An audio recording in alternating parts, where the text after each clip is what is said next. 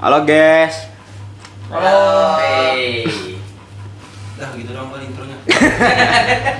Kalut kan album pertama lu pada nih. Nah, Kalut itu apaan sih?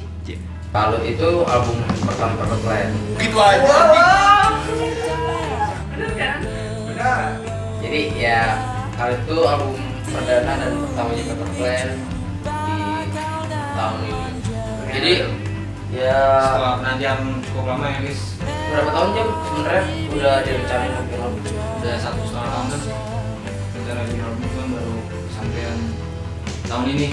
Jadi Kalut itu kita memaknakannya itu seperti terlalu berlarut di dalam sesuatu lah.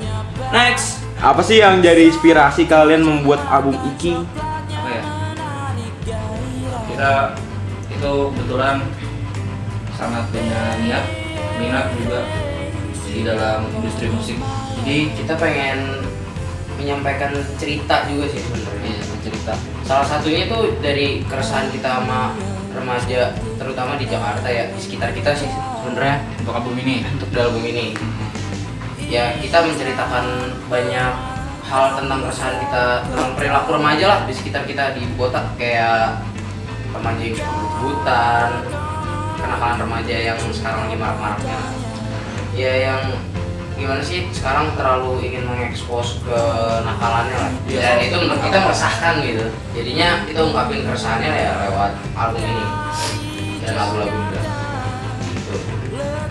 Gimana sih proses pembuatan ini album gitu? Awal dari wacananya. Ya dari wacananya sih kita kayak pengen banget punya album sendiri, jadi akhirnya kita usahain duit buat rekaman. Dan kita rekaman bikin lagu itu prosesnya gimana ya, ngeri-ngeri sedang gitu guys. Banyak terpaut waktu-waktu yang sulit untuk dikoordinasikan juga. Tapi pada akhirnya apa ya, akhirnya tuh hasil-hasil tuh kayak memenuhi nilai-nilai ekspektasi kita masing-masing juga sih. Baru gitu. Ya kita banyak belajar juga sih selama proses pembuatan album ini, bukan hanya di dalam rekamannya aja ya. Kita banyak belajar dari orang-orang yang ada di dalam studio rekamannya juga, termasuk kayak Bang Yudi. Kita jadi kenal banyak orang lah. Kak Anoy, orang-orang yang berjasa juga di luar rekaman juga, dia bantu-bantu Paper Plan buat paham lah tentang panggung, tentang dia ngasih kita link tempat, dia ngebawa kita lah sampai bisa kayak sekarang juga. Banyak lah pembelajaran di luar teori yang kita nggak bisa dapetin gitu kalau nggak kita ada di situ saat itu. Yes. Berharga sih, justru yang kayak gitu yang berharga banget sih, kita nggak bisa dapetin kalau nggak ada experience kayak gitu. Terus juga banyak hal-hal yang, terutama gue ya, gue sih nggak Suaranya tadi Sarwegon.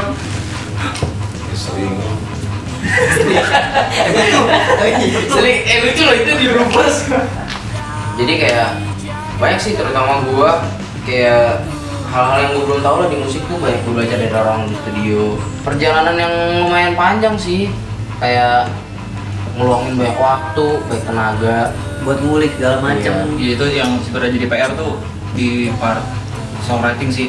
Ada beberapa lagu yang awalnya kita pengennya kayak gini nih pas pembuatan, ternyata lebih enaknya tuh diganti, kayak entah warna musiknya lah atau liriknya yang kita ganti. Punya berubah. Ternyata pada akhirnya kita dapat hasil yang sekarang udah final nih. Akhirnya ya inilah jadi lagu-lagu di dalam lagu gitu. Jadi tuh di pembuatan lagu ini banyaklah kontribusi dari setiap personil untuk ngebuat lagunya, terutama di songwriting ya sama ide-ide sih. Kayak ada sini satu lagi nongkrong, lagi jamming juga, tiba-tiba Pak Anda, ya Anda, lu pengen bikin lagu judulnya Mempelai Kematian. Yo, iya. Wow. Jadi awalnya tuh dia Kata-kata yang keluar aja gitu di kepala ya. Kata-kata yang keluar aja keluar. Nah, terus kalau nggak salah, lo ya coba nyari-nyari apa sih materi yang bagus gitu buat dibahas yang sesuai sama idenya Panda juga. Jadi nyari topik. Akhirnya jadi dapat di Google. Ilmu nih, Ah. jadi kita sebenarnya nyari tahu tuh mempelai kematian yang cocok sama judulnya itu apa, nyari kosakata. Jadi kita nyari artikel di internet, akhirnya nemu satu artikel. Berarti lu Kayak- judul dulu baru isi ya? Iya, judul dulu. Iya, Intonasinya. satu ini beda. Untuk di lagu ini kayak gitu. Kayak justru kita nggak matokin banget ya, harus judul dulu, harus lirik dulu. Dan kita nggak expect kalau lagunya jadinya kayak gini. Iya. Sebenarnya ini kayak eksperimental juga sih sebenarnya Iya, lagu ini. Karena ini yang warnanya beda banget lagu ini juga ya, termasuk sih. Kayak itu ngebahas tragedi di Cirahong ya. Iya, di pembangunan jembatan kereta Cirahong. Jembatan kereta. Iya. Jembatan Jembatannya itu jembatan tinggal biasa. Wah, ini gimana? Ya pokoknya pada akhirnya itu jadilah tuh lagu, terus juga atas requestan Panda dia mau judulnya itu dan dia ingin nyanyi lagu itu juga. Yes. Terus tapi dengan adanya lagu itu kita masih tetap kurang tuh buat stok album ya, masih kurang berapa lagu saat itu? Banyak. 3 kali ya? 3. Terus gua nambahin lagu tuh, Nona Manis ya. Gua pernah punya materi lagu Nona Manis. Gua bikin sama salah satu temen gua lah. Terus gua izin sama dia untuk pakai lagunya di album ini. Setelah dia remake juga sama Ajam, sama Panda, bareng-bareng lah kita remake semua. Akhirnya jadi tuh Nona Manis dengan beberapa lirik yang gue udah rubah juga sih sebenarnya. Terus kalau nikah gimana, Sam? Nah, nikah tuh sebenarnya apa ya, salah satu gambaran fiksi sosok perempuan idaman di Jakarta lah, terutama Jakarta Selatan kayak. Ini cewek yang didam-damin banget nih, nakal, kayak keren, kelihatannya rock and roll banget nih perempuan ini, tapi sebenarnya itu dia pembawa bencana di hidup lu, yang kayak dia bakal ngancurin hidup lu dengan gaya hidupnya dia. Justru dia bakal jadi parasit buat lu. Sebenarnya nikah tuh kayak gitu, tapi dia menyenangkan. Kalau dari gambaran gue kan menyenangkan. Berarti lu suka celaka gitu? Kadang. Awalnya tuh justru nikah pas kita bikin di galeri aja men. Nikah Waktu itu di kampung galeri, gue bilang, "Jam, bikin lagu nih, kayak gue ada materi nih, kayak gini." Gue datang. Bikin, terus awalnya jadinya mirip banget sama Hedonis justru. Iya, mirip. Genrenya mirip banget. Terus belum ada Hedonis tuh ya? Belum, itu belum ada. Terus akhirnya udah nih jadi, udah direkam, terus pas ngumpul bareng-bareng akhirnya malah nikah jadi kayak gini kan. Nah, kok lu bisa bilang mirip Hedonis padahal Hedonis belum jadi? Karena pas kita mau ngubah nikah kayak gini, Hedonis itu udah jadi. Jadi kalau mikir, ini warnanya sama banget nih dua lagu. Iya, jadi kayak Tapi kita justru lebih cocok genre yang gini tuh buat Hedonis, nggak cocok buat nikah. Rika terlalu apa ya? Melankolis lah. Kalau nikah pakai nada yang terlalu beat up gitu kayaknya nggak dapet lah tuh. Akhirnya memilih dengan nada yang lebih romantis lah nikah. Karena dia nggak melihat sosok perempuan yang seksi sih sebenarnya nikah tuh. Yes. Sama materi yang udah kekumpul, lagu-lagu yang udah kekumpul. Ya kayak lagu-lagu yang sebenarnya udah emang niat mau masuk ke album kayak Johi Gadisku udah ada sebelumnya lah, itu udah jadi semuanya. Akhirnya jadi semua lagunya buat di album ini. Akhirnya kita memberanikan diri lah ya untuk rekaman. Yang operatorin kita itu Bang Yudi. Dia ngoperatorin kita, dia nge-guide kita bener-bener totalitas. Yes, Bang Yudi tuh menurut gua orangnya cukup expert sih ya Expert. di bidangnya. Karena gua gak expect sih sama hasil-hasilnya. Dan dia tuh teliti sih kalau menurut gua, kayak lu nggak dikasih ngasal sama dia, lu yang benar gitu. Ya banyak sih kendala-kendala yang dialamin di dalam studio, kayak kita yang nggak bisa kita atur juga sebenarnya, kayak entah ada yang sakit atau ada keperluan mendadak kayak gitu-gitu. Tapi pada akhirnya dengan semua kendala yang ada ya berhasil kita selesai rekaman, mixing mastering, kita revisi sama-sama, kita cek and recheck lagi sampai akhirnya dapat. Ya Dulu kita pas mix mesin tuh ya kita adu argumen lah, pengennya kayak gimana. Terus Rapi ke Taiwan. Itu ada lucunya juga tuh pas kita lagi mixing perkara tamburin karena kita ikan. Tuh perkara tamburin itu perkara tamburin dong bikin gue sama Raffi hampir berantem. dia pengen masalah double enggak, terus dia adu domba sama Panda. Bi, nih kan apa yang gue jelasin ke Bang Yudi sama yang gue jelasin sama aja, sama-sama ribet pada akhirnya nggak Jadi dipakai. akhirnya dia berdua berantem di sini guys. Bener gak gua? Salah. Iya. Boleh. Maksud gue nggak gitu. Tuh kan guys. Kalau nggak berantem lagi. Nggak ada, pokoknya emang dia salah dah pokoknya. Next. Akhirnya Bang Yudi udah ngasih semua file ke kita baru mulai berani produksi, mulai jalan lah proyek gitu. Next. Apa sih yang mendasari kalian saat memilih warna lagu-lagu yang ada di album Kalut ini? Kalau untuk dasar ya, warna dasarnya sih warnanya itu kita kayak lebih memilih karakter musik yang analog, karena pada dasarnya kita semua ini basicnya emang penikmat musik klasik. Ya sebenarnya kayak kita pengen ngambil ya dengan warna yang kayak gitu, kita nggak membatasi genre juga sih. Ya genre kita sebenarnya banyak, jadi kita Ngambil multi genre sih sebenarnya. Jadi Kita tidak mengkotak-kotakan genre. yes, tapi ini yang sebenarnya jadi pertanyaan banyak orang, kenapa album pertama yang harusnya lu nunjukin jati diri lu, karakter lu, idealisme, tapi warnanya beda-beda gitu setiap genrenya. Sebenarnya gimana ya, ini masih tetap ada dalam satu konsep. Jadi kalau teman-teman ngikutin musik-musik 60-an, jadi di tahun 60 itu ada genre surf, ada genre blues, rock and roll, popnya juga ada. Jadi kita kayak masukin semuanya itu jadi kesatuan gitu dalam satu album. Karena kita kayak pengen mencoba ngebangkitin musik-musik yang sekarang tuh lagi mulai redup gitu loh. Terus juga Paper Plane tuh mau mencoba universal lah, nggak melulu soal satu genre, karena kita juga paham nggak semua orang suka sama satu genre gitu aja. Yes. Yang penting masih dalam satu warna dan apa yang kita sampaikan tuh tersampaikan lah. Gitu. Next. Lanjut gue mau nanya lagi nih, di dalam album ini ada lagu yang nggak ada vokalnya nih. Gue sebelumnya udah denger nih, Yes. sebelum rilis juga gue udah denger. Terus apa tuh makna yang dari lagu itu nggak ada vokalnya, tujuannya itu apa gitu? Cuma instrumen. Iya. Itu kayak Panda deh. Kalut ya? Yang kalut ya? Iya. Judul Kalut. Ya itu cuman ya buat instrumen aja. Itu juga lagu ini kan medley sama mempelai kematian.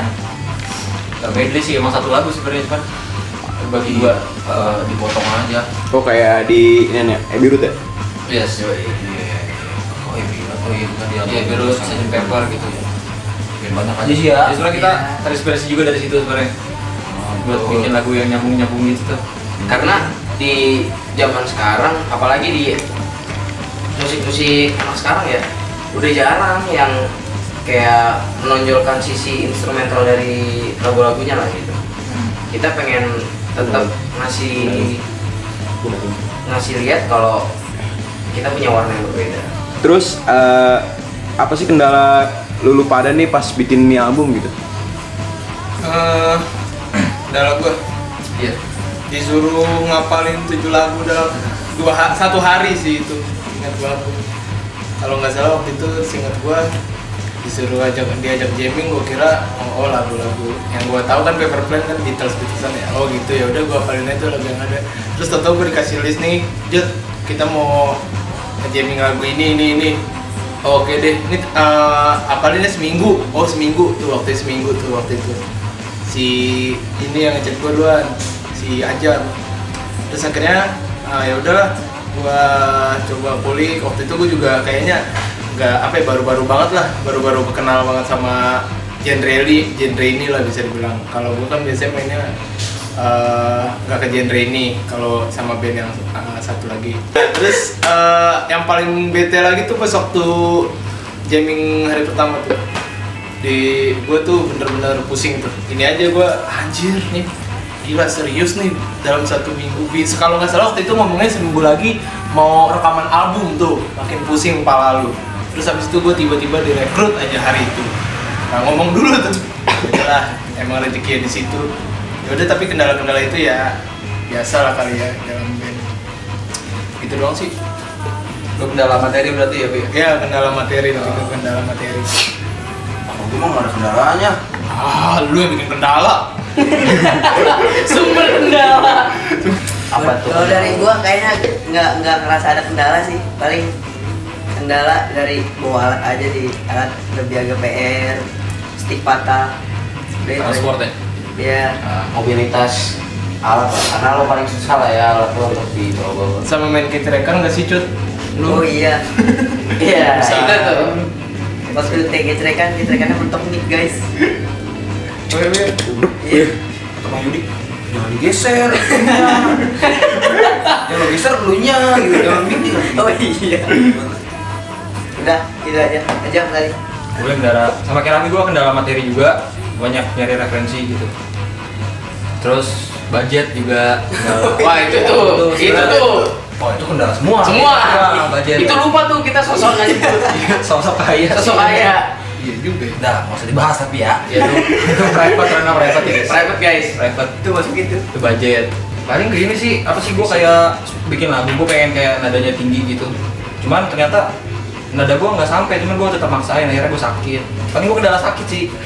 Juga kayaknya kita kendala karena pertama ya karena budget, otomatis kita dikebut waktu juga kan. Kita punya time limit gitu.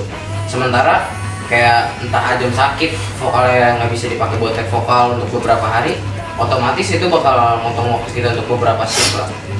Main bass gua kan cacat ya. Tangannya gini. Sampai pada ya itu ciri khas gua Jam. Oh iya. Ciri khas gua.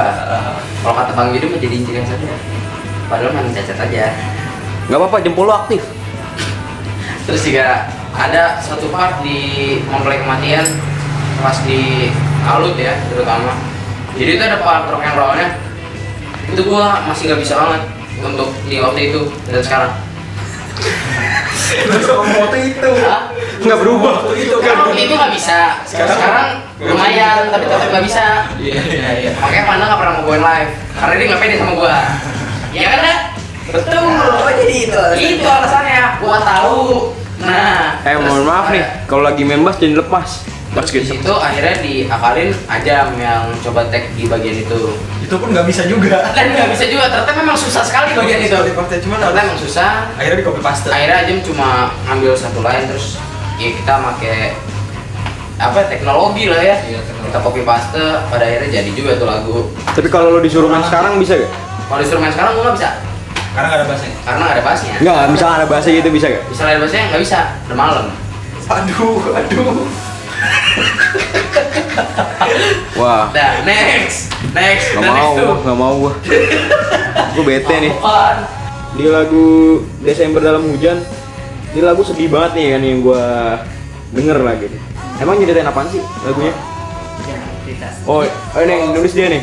Iya, gue yang nulis. Jadi sebenarnya ini bukan lagu apa ya? Bukan love song. Cuman pemilihan katanya yang agak apa? Melankoli lah. Iya, apa? Agak mini-mini lah. Nah. Cuman ini bukan lagu cinta sebenarnya, cuman ini lagu kesedihan. Kalau lu baca liriknya ya, ini kayak lagu tentang kesedihan lu terhadap penyesalan atas apa yang lu lakukan dalam sebuah tahun itu. Lu kayak gak bisa berperilaku baik, jadi lu di akhir tahun tuh kayak menyesali gitu atas semua perbuatan lu. Karena itu dari cerita tragedi juga kan? Iya, ini tragedi. Di Desember Dalamnya tuh kayak ada peristiwa zaman dulu tahun 40 sekian gue lupa. Jadi di winter itu di Polandia ada terjadi sebuah pembantaian massal yang dilakukan oleh Nazi Jerman. Jadi gue kayak Genosida lah ya. iya Holocaust itu tuh. Jadi gue kayak terinspirasi buat ngangkat Desember Hujannya itu. Oke, di lagu Hedonis itu lagu tujuannya buat ke siapa sih sebenarnya? Kan lagu agak-agak jindir tuh lagunya. Oh yes. Ke anak-anak muda yang tadi kayak Risa bilang gitu. Jadi kayak ada anak muda Kan yang lo anak muda juga men. tapi gue nggak termasuk.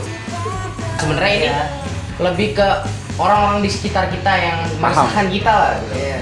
Jadi ada anak remaja yang kerjaannya urakan lah, pokoknya kayak dia nggak tahu norma gitu-gitu lah. Tapi dengan stereotip yang kita bisa tahu ya, dia kebut-kebutan di jalan dengan motor-motor racingnya kayak gitu-gitu lah.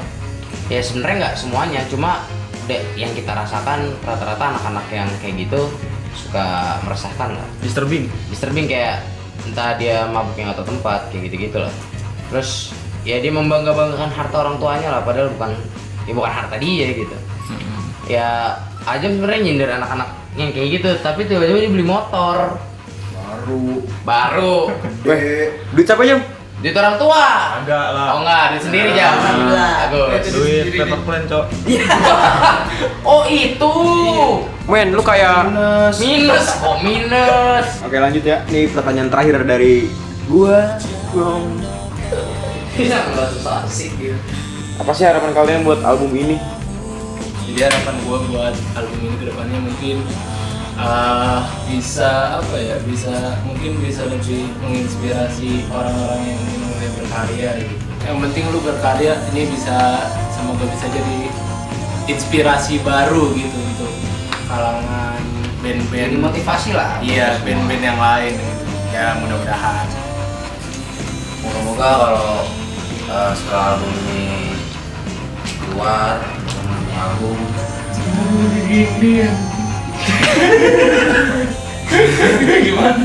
Gitu ketawanya. moga-moga ya bisa bikin perasaan jadi lebih baik buat depannya. Terus juga buat orang-orang yang dulu sering ngecengin Paper Plan, sekarang bisa buktiin kalau Paper Plan bisa berkembang. Kalau dari gua semoga lagu-lagu dari Dr. Pen itu berguna untuk orang-orang di luar sana, untuk motivasi. Motivasi orang. Iya, benar. Atau dia kalau lagi gabut, lagi nyapu, secara lagu Dr. Pen jadi terhibur. Oh iya, jadi Ya, hiburan ya. Salah gue. Gue nggak fokus nih. Wah, ngantuk banget. Harapan gue buat album ini ya semoga ini bukan album satu-satunya lah dari Paper Plan, akan ada album selanjutnya. Beranak pinak. Anjay. Bisa berkarya terus lah buat Paper Plan dan asik punya ijazah kita. Iya, Ijazah. Ada fisiknya lagi? Ada. Nggak cuma ini apa? Official merchandise. Bisa merchandise dari Paper Plan. Jadi kita juga ada kaset juga ya guys. Ya jadi BTW ini kaset fisiknya album Paper Plan. Kelihatan nggak? Kelihatan ya. Kotak person. Bisa lihat di IG juga Ya guys. kita tahu mungkin zaman sekarang udah nggak zaman lah dengerin kaset sebenarnya. Ih, Cuma jadul tua. lo pasti bakal ngerasain bedanya kalau lo dengerin di HP sama lo dengerin di kaset, kualitasnya pasti beda. Dan apa yang kita mau nyampein kayak kita pengen old schoolnya Lebih berasa banget. itu pasti lebih berasa karena soundnya pun yang dikeluarkan dari kaset sama HP beda jagoan. Ya pokoknya harapan gue Paper Plan bakal maju terus lah, kita sama-sama bisa